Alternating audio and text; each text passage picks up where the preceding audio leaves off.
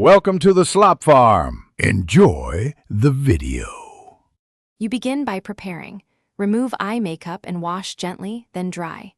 Apply an oil-based remover or coconut oil to a cotton pad. Press it over closed lids for 3–5 minutes to soften adhesive. This breaks the bond without force. Once done, use micro swabs dipped in oil to target the lash line, moving side to side, because patience prevents pulling. Make sure to keep eyes closed the whole time and breathe calmly as the glue loosens. Once glue has softened, you stabilize the base of your natural lashes with a clean spoolie or finger pad.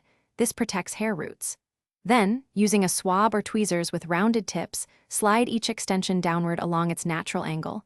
Think glide, not yank, because pulling damages follicles.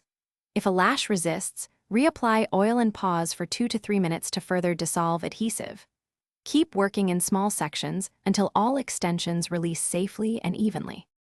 You finish by cleansing the eyelid area with a gentle, oil-free face wash to remove residue because leftover oil attracts dirt. Pat dry and apply a lash serum or a drop of vitamin E oil to condition hairs and support regrowth. Massage lightly to distribute product. If you experience redness, burning, or excessive tearing, rinse immediately with saline stop treatments and consult a professional. This single troubleshooting step prevents infection. Thanks for watching. Consider subscribing if we helped you today.